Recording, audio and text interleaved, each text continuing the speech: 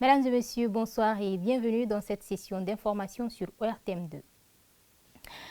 La délégation spéciale de la mairie du district de Bamako a procédé ce mercredi 19 mars 2025 au lancement de son projet d'évacuation des déchets de la charge anarchique du Point G. Cette opération entre dans le cadre de son programme d'assainissement de la ville de Bamako. Reportage Abisso.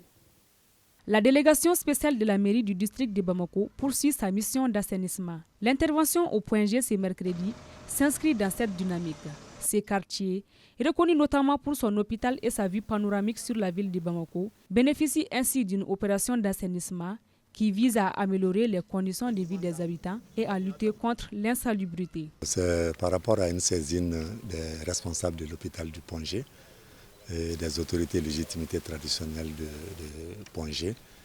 Et certains citoyens, de par la nature de ces ordures, ils sont en train de causer des désagréments et à la mosquée et à l'école de médecine et que l'accès même à la morgue était difficile pour les gens qui devaient venir prendre leur corps.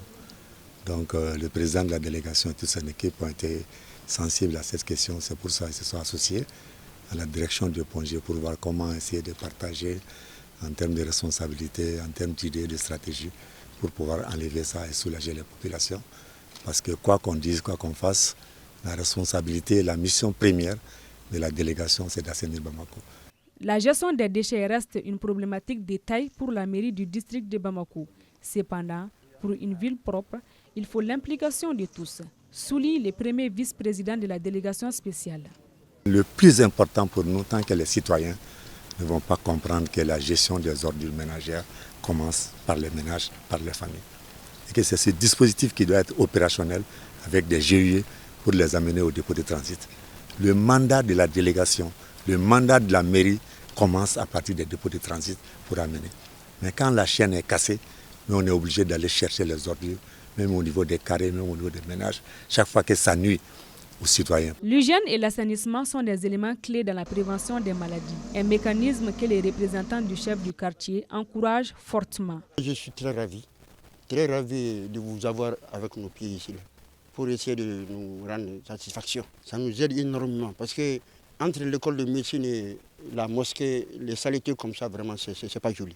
Ce type d'action est crucial pour une ville comme Bamako, où la gestion des déchets et l'entretien des espaces publics restent des défis majeurs. Depuis quelque temps, nous assistons à une chaleur intense dans la capitale et ses environs. Ce changement de température occasionne le plus souvent des problèmes de santé chez certaines couches de la population. Dans ce reportage de Kounadi Bamali, des spécialistes nous expliquent les conséquences et les solutions adéquates pour y faire face.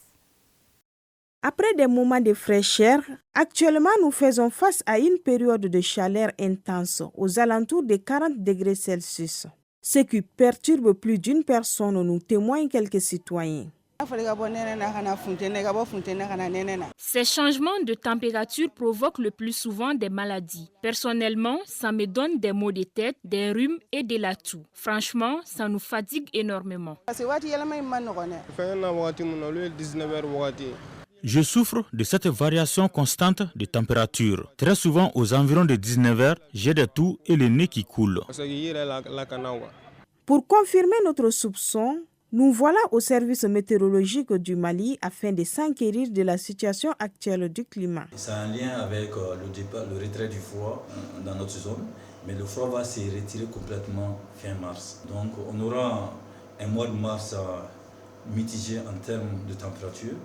Parfois il va faire chaud, parfois il va faire froid. Donc la sensation au niveau des populations, elle sera forte parce que c'est une réalité climatique qui se poursuit, qui est constatée et qui suit son chemin progressivement jusqu'à ce que le froid se retire complètement dans notre zone pour laisser place à la saison sèche. Pendant cette période transitoire, certaines localités connaîtront même des pluies, nous confie notre interlocuteur. D'après nos analyses, certaines localités peuvent avoir la pluie. Et ces pluies sont appelées pluies de mangue parce que ça coïncide avec la période de mangue. Et c'est des pluies d'une grande utilité parce que ces premières pluies contribuent à à nettoyer les billes d'abord, mais en même temps même à réduire, sinon à tuer les bactéries qui se trouvent dans la poussière, dans la sourcière, au niveau des différentes localités du pays. Contrairement à l'année précédente, nous connaîtrons cette année une période de chaleur normale, au dire des spécialistes. Et les tendances montrent qu'on aura un mois de mars trop chaud, mais relativement normal. Ça veut dire qu'en termes de température, parfois il y a des températures qui seront proches de la normale. Mais parfois ça peut dépasser, mais pas trop. On ne va pas avoir un mois de mars très chaud. Maintenant, dépasser le mois de mars, nous allons entamer le mois d'avril. Et avril, quand même, nous allons entrer dans la période la plus chaude du Mali. Et le mois d'avril jusqu'au mois de mai. Face à ces changements, les spécialistes nous recommandent quelques mesures barrières. On quitte tantôt de chaleur fraîcheur, chaleur de fraîcheur, chaleur en même temps. Ça peut entraîner des problèmes respiratoires, des rhumes, des toux. On demande à tout le monde également, et s'il y a la fraîcheur, il faut prendre des mesures contre cette fraîcheur. S'il y a la chaleur aussi également, il faut prendre des mesures contre cette chaleur aussi également. Mais il faut se protéger beaucoup, surtout nous qui sommes en moto. Il faut protéger les bavettes, parce que ces poussières-là également peuvent entrer dans la cavité narinaire. Ça peut entraîner les rhumes également. Si le rhume est mal traité, ça peut se compliquer également des toux. Si le toux est mal compliqué, ça peut donner pneumonie. Pour être à l'abri de ces changements, il est recommandé de suivre régulièrement les prévisions météorologiques et les conseils des spécialistes. Et ce soir, nous partons à la rencontre d'une femme d'exception. Oui, Awa Sidibé et Mamadou Koulibaly nous amènent découvrir une jeune femme dans la fleur de l'âge qui a choisi d'exercer le métier de fabrication de briques. Considéré comme un métier d'homme, ce n'est pas les préjugés qui freinent Anna dans l'exercice de ce métier qu'elle assure et gère avec brio en compagnie de ses ouvriers, suivant son quotidien. À Kinzambougou, en face de la célèbre rue Princesse, Anna Traoré est déjà sur son chantier, donnant des directives à ses employés pour la production du jour. Âgée de 28 ans, Anna dirige une entreprise spécialisée dans la fabrication de matériaux de construction. Elle emploie 6 personnes. Le choix de ce métier, dans lequel n'évoluent généralement que des hommes, s'est imposé à elle dans le but de perpétuer l'œuvre de son père. Je fais ce métier depuis une douzaine d'années maintenant. Je l'ai hérité de mon père qui l'exerçait depuis plus de 50 ans.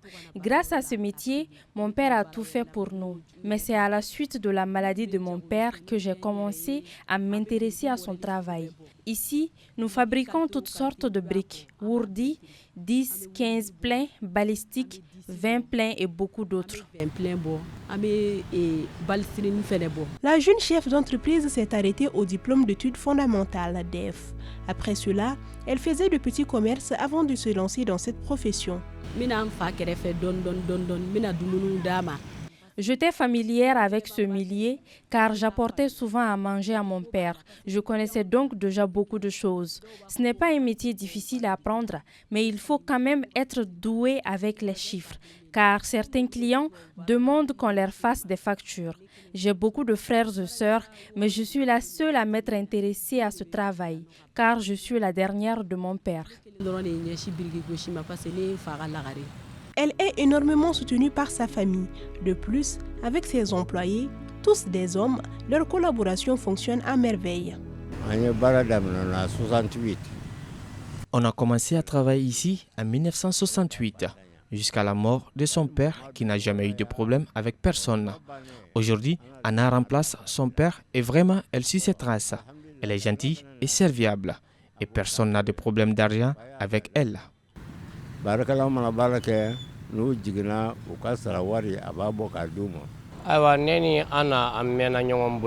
J'ai travaillé avec son père et je continue à travailler avec elle. Je n'ai jamais été déçu par Anna.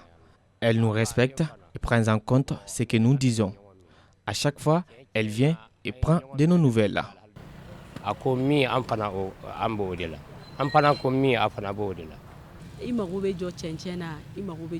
Pour fabriquer des briques, tu auras besoin de ciment et de sable. Pour la construction d'une maison, la meilleure qualité de briques utilisée est de 15. Pour le soubassement, il y a 2 choix, le 20 plein ou le 15 plein. Mon mari m'a toujours soutenu dans ce travail. Il n'y voit aucun inconvénient. Parfois, c'est même lui qui me dépose ici le matin. Toutefois, Anna rencontre parfois des difficultés dans son emploi, surtout en saison des pluies.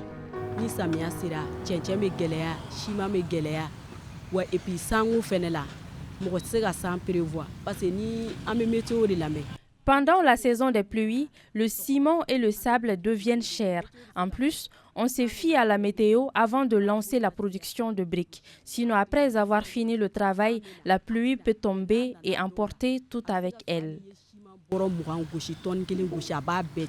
Il n'y a pas de sous-métier, seulement de sous-hommes, nous dit Anna. Notre valeureuse affirme que rien ne vaut l'effort consenti pour mener à bien un travail.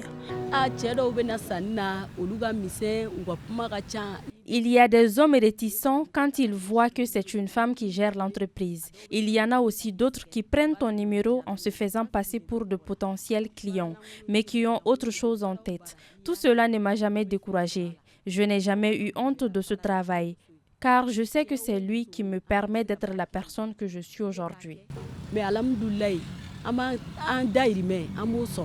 Ne dépendre de personne et pouvoir subvenir à ses besoins ainsi qu'à ceux de ses proches sont, pour Anna, les moteurs qui lui permettent de se réveiller chaque jour et d'exercer son activité avec enthousiasme, un travail dans lequel elle trouve tout son bonheur. Et en sport, on s'intéresse ce soir à la table de marque en basketball.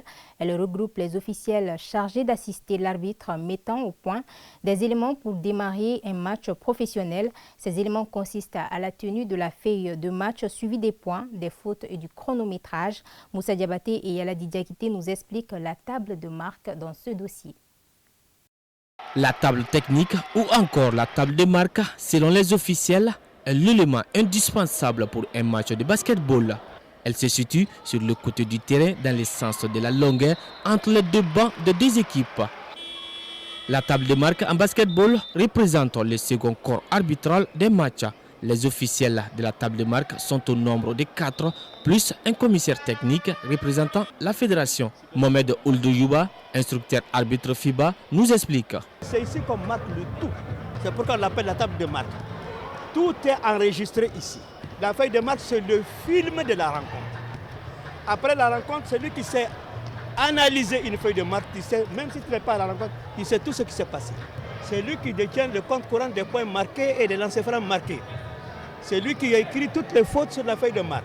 Puis aussi, les temps morts, tout ce qui s'ensuit. Ça veut dire que toutes les informations qui sont sur le terrain, il l'avait ici. Il est assisté d'un aide-marqueur. Ils sont tous polyvalents aujourd'hui, c'est dans cette situation. Donc l'aide-marqueur, c'est lui qui fournit le tableau d'affichage.